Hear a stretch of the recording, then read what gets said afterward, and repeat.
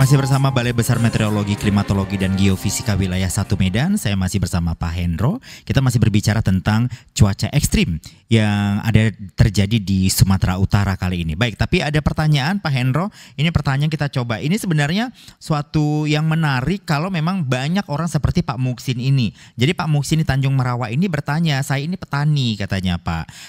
Kami selaku petani ini katanya tergantung dengan cuaca katanya. Belakangan cuaca kita ini kan nggak bisa diprediksi. Kira-kira BMKG ini bisa memperkirakan cuaca tahunan nggak ya Pak katanya. Jadi petani itu bisa menyesuaikan dengan waktu tanamnya. Silakan Pak Eko, ya. Pak Hendro. Terima kasih Pak siapa? Pak Muksin di Tanjung Merawa. Tanjung Merawa. Ya, sekedar informasi, BMKG sudah menyelenggarakan terkait dengan sekolah-sekolah lapang. Sekolah lapang gempa bumi, sekolah lapang cuaca nelayan. Di mana dilakukan Pak? Di seluruh Indonesia. Oke. Di Sumatera Utara ini kemarin dilakukan oleh Stasiun Geofisika Tuntungan. Di mana itu saya lupa itu. Dan sekolah lapang iklim. Nah ini kita mengadakan empat kali, yaitu di mana di Siantar, kemudian di Silangit, dan 2 lagi ini masih menyusul. Nah, sekolah lapang iklim ini memberikan edukasi literasi kepada para petani, kepada para penyuluh, kepada dinas pertanian, bagaimana menanam pola tanam yang baik. Nah, memperhatikan apa? Memperhatikan iklim. Iklim. Oke. Nah, supaya apa? Supaya tidak gagal panen. Betul. Gitu. Jadi kapan waktu tanam yang terbaik, kapan waktu penyiraman yang baik dan waktu pemupukan yang baik itu diberikan oleh BMKG melalui sekolah lapang iklim sekolah lapang iklim. Nah, apakah tadi BMKG juga bisa memberikan 1 tahun perkiraan dalam waktu 1 tahun? Ya, kita juga bisa memperkirakan. Jadi gini, cuaca itu adalah prediksi cuaca itu untuk 1 hari, 2 hari, 3 hari. Tetapi iklim itu adalah dalam waktu panjang, 1 bulan, 10 tahun, dan 5 dan puluhan tahun, 20 tahun dan sebagainya. Nah, kita bisa memberikan informasi iklim tersebut. Jadi iklim, jadi waktu tanam itu ada. Nanti Bapak bisa menghubungi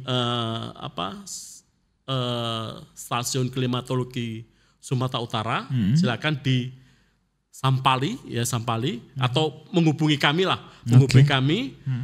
Nanti kita akan memberikan informasi edukasi terkait dengan iklim dalam 1 tahun. Kapan waktu tanam baik, kapan waktu pemupukan yang baik dan sebagainya gitu. Oke.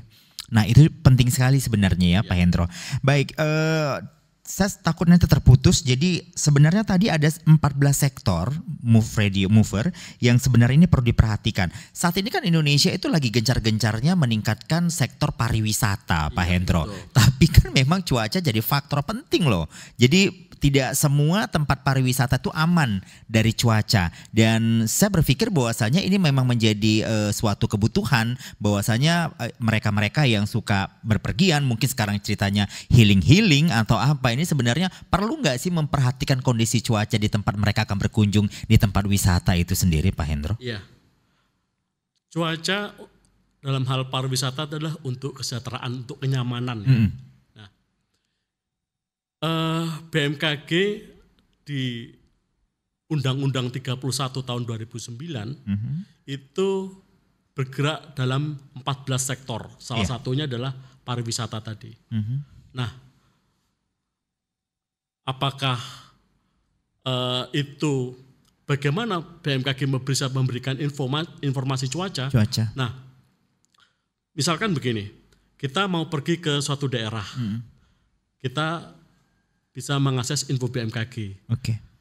Info BMKG itu bisa diakses bisa dilihat wilayah kita sendiri atau wilayah tujuan. Itu bisa. Oke. Jadi di seluruh Indonesia, ya, di seluruh Indonesia kita mau pergi kemanapun, kita mau sekarang pergi kemanapun itu bisa diakses. Betul. Jadi itu hanya budaya aja. Kita belum terbiasa atau terbiasa mencari infonya di BMKG gitu ya. Betul. Misalkan kita pergi ke suatu tempat, ya kita pergi gitu aja. Gitu. Harusnya kita lihat dulu cuacanya bagaimana, keadaannya bagaimana gitu ya, betul. Pak Hendro. Ini dilakukan oleh Bali. Bali hotel-hotelnya itu sudah membiasakan terkait dengan info BMKG. Oke. Sudah memasang info BMKG. Jadi kalau hujan mereka setelannya udah berubah tuh, karena musimnya hujan gitu kali ya. Betul. Jadi di hotel-hotel di Bali itu siaga tsunami, siaga gempa bumi, dan siaga cuaca. Iya. Jadi info cuaca di hotel-hotel di Bali itu sudah ada infonya. Jadi info MKG-nya itu sudah tersedia. Jadi pengunjung yang datang ke sana itu akan nyaman. Saya pergi ke sini, ini hujan nggak ya? Ini panas nggak ya? Gitu. Kita sudah memberikan informasi itu. Jadi masyarakat itu di Bali, khususnya di pariwisata Bali, itu semakin teredukasi. Jadi mereka tuh lebih siap ya untuk seperti itu ya, Pak Hendro. Ini seyogyanya adalah diikuti oleh banyak orang, banyak daerah dan kabupaten kota. Betul. Jadi di Sumatera Utara saya dorong untuk hotel-hotelnya itu disertifikasi. Sertifikasi adalah kesiapsiagaan terhadap bencana. Nah, ini adalah peran BMKG dan bisa bekerja sama dengan BMKG, bisa bekerja sama dengan Dinas Pariwisata, bisa bekerja sama dengan BPBD.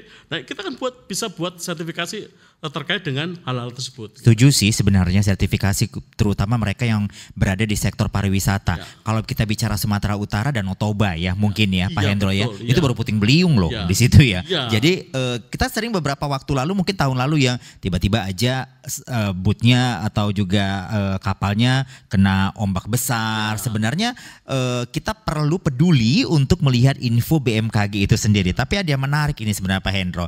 Ini ada namanya Pak, saya nggak tahu Bapak atau Ibu, tapi namanya saya klik namanya di Batubara. Ini pendengar kita dari Batubara, terima kasih udah dengerin kita di www.moveonlineradio.com.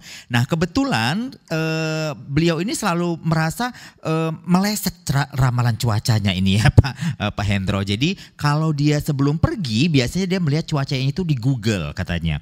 Tapi kenapa sering meleset ya Pak ya? Di Google ramalan cuacanya cerah, tiba-tiba di tengah jalan hujannya deras. Saya pikir si Bapak ini paketnya habis kali ya mungkin ya Pak Hendro ya. Jadi mungkin agak meleset. Sebenarnya info yang baik mungkin saya edukasi juga Pak Klik. Lihatnya di info BMKG Sumatera Utara gitu ya. Kita nggak tahu nih masuk Google apa sebenarnya. Karena kalau dilihat cuaca sekarang memang terkadang panas, tiba-tiba hujan dan memang unpredictable untuk itu sendiri gitu. Tapi kalau di info BMKG saya yakin itu bisa valid ya Pak Hendro. Kalau lihat di Google ya. Ini kan saya juga ini ada di Coba Pak Hendro buka juga di Google tuh jadinya.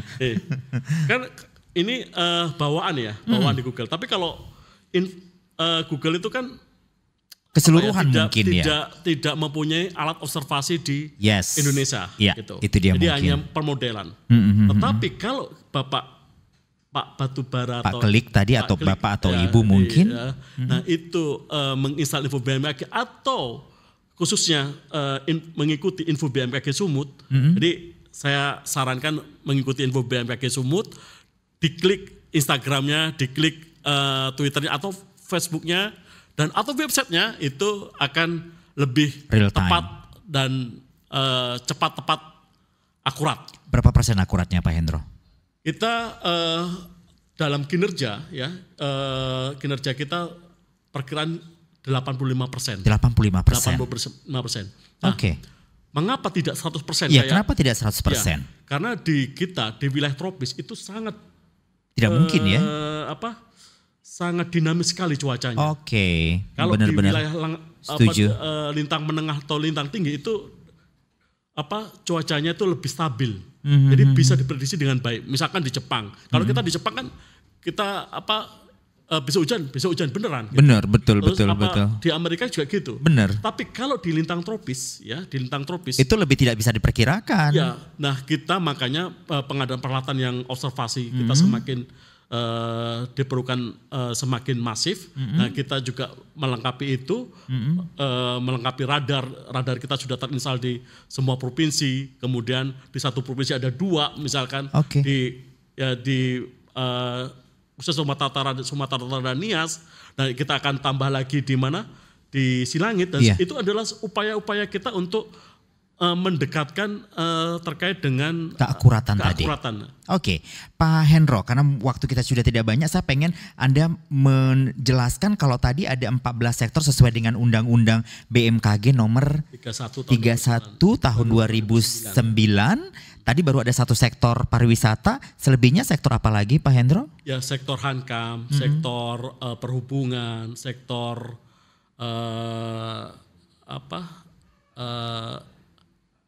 pertanian, sektor bencana, dan saya mungkin itu sebahagian ya. Sebagian itu adalah.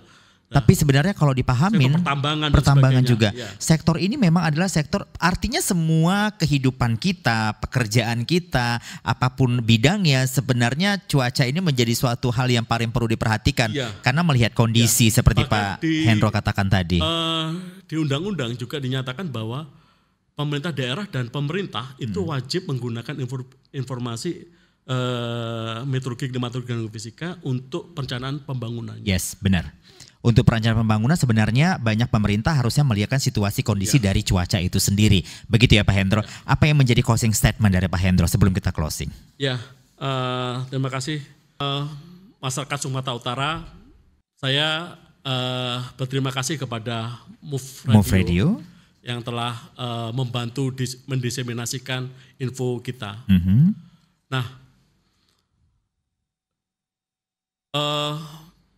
masyarakat perlu tahu bahwa pentingnya info BMKG di genggaman tangan kita. Jadi mohon kepada masyarakat Sumatera Utara atau masyarakat dimanapun Anda berada, instalah info BMKG. Untuk masyarakat Sumatera Utara, bisa mengakses juga dengan website, kemudian Twitter, Facebook, dan Instagram info BMKG Sumut untuk keakuratan informasi dan data. Nah, yang kedua, jangan percaya hoax. Betul. Percaya hoax ini percaya sama Tuhan aja ya Pak Hendro. Percaya sama Tuhan, sama kalau info cuaca dan MKG itu percayalah sama BMKG. Betul. Jadi sebenarnya kalau berbicara masalah cuaca, ini banyak masuk lagu loh Pak Hendro. Jadi kalau kita lihat banyak orang memprediksikan cuaca ini banyak jadi lagu. Jadi sebenarnya jangan sampai cuaca ini bisa menghalangi segala sesuatu yang mungkin menjadi target Anda jadi nggak jadi gitu loh. Benar nggak sih Pak Hendro? Jadi benar-benar harus spesifik. Saya ajak kembali untuk mendengarkan kita langsung dari www.moveonlineradio.com untuk download info BMKG Sumatera Utara. Info BMKG ya, itu aja. Itu saja. Oke, itu sudah menyeluruh. Nanti di dalamnya ada beberapa wilayah. Ya, ada beberapa wilayah seluruh Indonesia. Oke, jadi download aja atau follow info BMKG, nanti sesuaikan dengan daerah Anda tinggal. Di dalam itu nanti ada masing-masing info untuk di tempat Anda tinggal. Baik Pak Hendro, terima kasih. Seperti ini. Oke, nanti tinggal pilih kota atau provinsinya kali ya Pak Hendro ya. Pak Hendro, terima kasih waktunya sudah bisa bercerita dengan kita. Jadi kita juga tahu bahwasanya cuaca ekstrim yang terjadi saat ini sebenarnya memang memiliki dampak besar dari pemanasan global. Dan ini memang menjadi salah satu penyumbang terbesar sehingga cuaca ekstrim yang terjadi saat ini tentunya. Semoga kita bisa ketemu di sesi berikutnya ya Pak Hendro ya. Baik, terima kasih juga untuk Anda sudah bergabung bersama kita mendengarkan kita di program obrolan sore kali ini tentang cuaca ekstrim. Terima kasih untuk yang telepon, terima kasih juga tadi yang ada di line WhatsApp. Terima kasih juga Anda yang menyaksikan kita langsung dari channelnya YouTube Move Radio Official. Terima kasih juga untuk semuanya. Kali ini saya Zaki Yusuf, produser acara Tegar Manatin, juga ada teknisi Y, juga ada kameramen Malvi, juga ada Sadam sebagai kru. Kita semua pamit undur diri. Wassalamualaikum warahmatullahi wabarakatuh.